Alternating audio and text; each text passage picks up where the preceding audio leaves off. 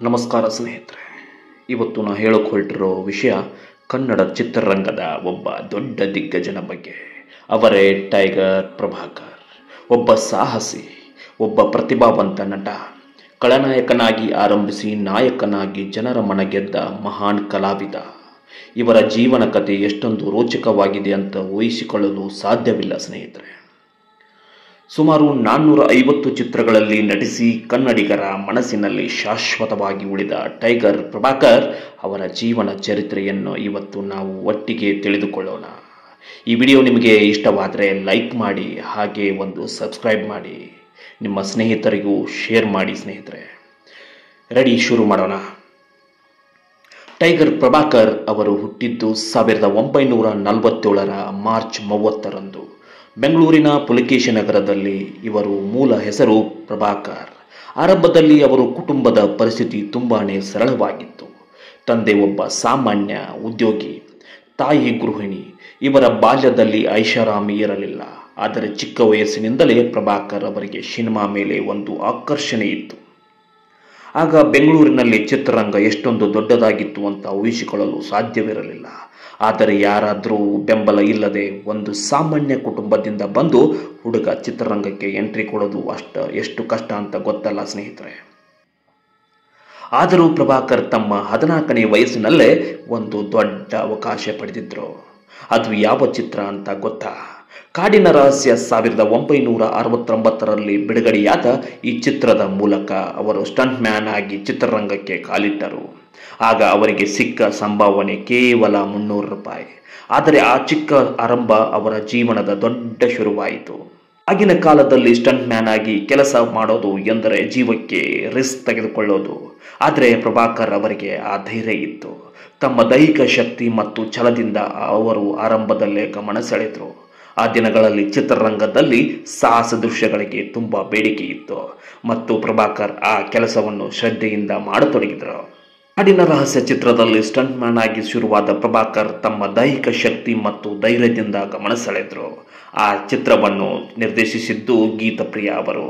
ಆರಂಭದಲ್ಲೇ ಚಿಕ್ಕ ಪಾತ್ರಗಳಲ್ಲಿ ಕಾಣಿಸಿಕೊಂಡ ಪ್ರಭಾಕರ್ ಸಾಹಸ ದೃಶ್ಯಗಳಲ್ಲಿ ತಮ್ಮ ಪ್ರತಿಭೆ ತೋರಿಸಿಕೊಂಡರು.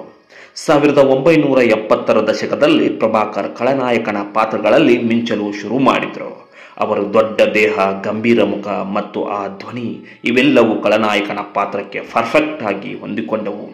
ಕ್ರಮೇಣ ಅವರು ಕೇವಲ ಕನ್ನಡದಲ್ಲಿ ಮಾತ್ರವಲ್ಲ, ತೆಲುಗು, ತಮಿಳ್, ಮಲಯಾಳಂ ಮತ್ತು ಹಿಂದಿ ಚಿತ್ರಗಳಲ್ಲೂ ಬೇಡಿಕೆಯ ಖಳನಾಯಕರಾದರು. ತೆಲುಗು ಚಿತ್ರರಂಗದಲ್ಲಿ ಅವರನ್ನು ಕನ್ನಡ ಪ್ರಭಾಕರ್ ಅಂತ ಕರೆಯಲಾಗುತ್ತಿತ್ತು.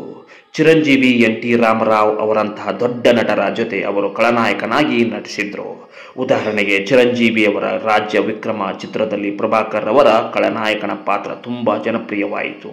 ಅವರು ಫೈಟಿಂಗ್ ಸೀನ್ಗಳು ಎಷ್ಟು ರಿಯಲಿಸ್ಟಿಕ್ ಆಗಿರುತ್ತಿದ್ದವು ಅಂದರೆ ಜನ ಥಿಯೇಟರ್ನಲ್ಲಿ ಒಮ್ಮೆ ಗಾಬರಿಯಾಗಿ ಚೀರಾಡುತ್ತಿದ್ರಂತೆ. ಈಗ ಮುಖ್ಯ ಪ್ರಶ್ನೆ ಏನಂದ್ರೆ ಸ್ನೇಹಿತರೆ, ಪ್ರಭಾಕರ್ ಟೈಗರ್ ಅಂತ ಬಿರುದು ಹೇಗೆ ಬಂತು ಅಂತ. ಇದಕ್ಕೆ ಒಂದು ಉತ್ತರ ಅವರ ಸಾಹಸ ಪ್ರದರ್ಶನ ಮತ್ತು ಆಕ್ರೋಶದ ನಟನೆ. ಕೆಲವರು ಹೇಳುವ ಪ್ರಕಾರ ಟೈಗರ್ ಎಂಬ ಚಿತ್ರದಲ್ಲಿ ಅವರ ಅದ್ಭುತ ನಟನೆಯಿಂದ ಈ ಬಿರುದು ಬಂತು ಅಂತಾರೆ.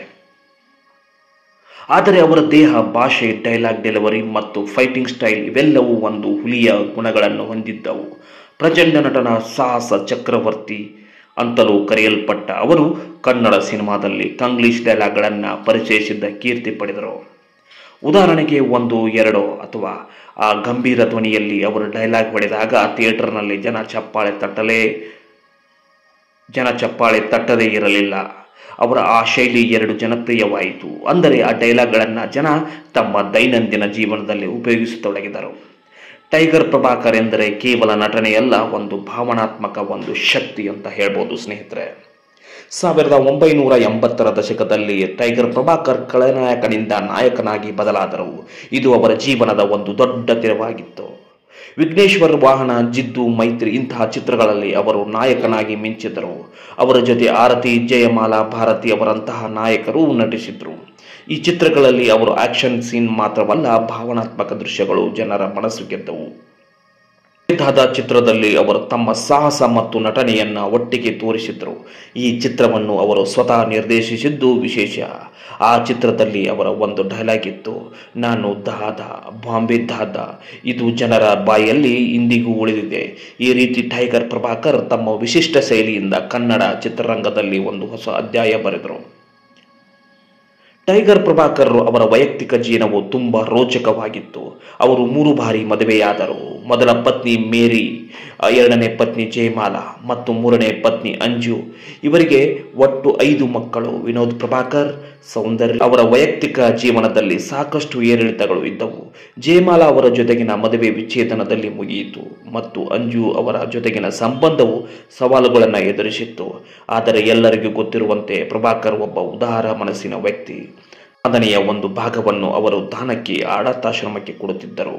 ಚಿತ್ರರಂಗದ ಕಷ್ಟದಲ್ಲಿದ್ದ ಕಲಾವಿದರಿಗೆ ಸಹಾಯ ಮಾಡುತ್ತಿದ್ದರು. ಟೈಗರ್ ಪ್ರಭಾಕರ್ ಕೇವಲ ನಟರಾಗಿ ಮಾತ್ರ ಉಳಿಯಲಿಲ್ಲ, ಅವರು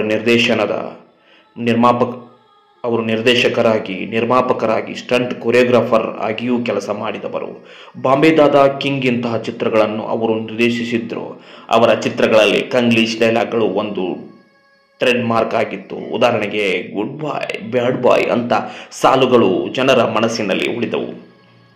1990ರ ದಶಕದ ನಂತರ ಟೈಗರ್ ಪ್ರಭಾಕರ್ ಅವರ ವೃತ್ತಿ ಜೀವನ ಒಂದಷ್ಟು ಕುಸಿತ ಕಂಡಿತ್ತು.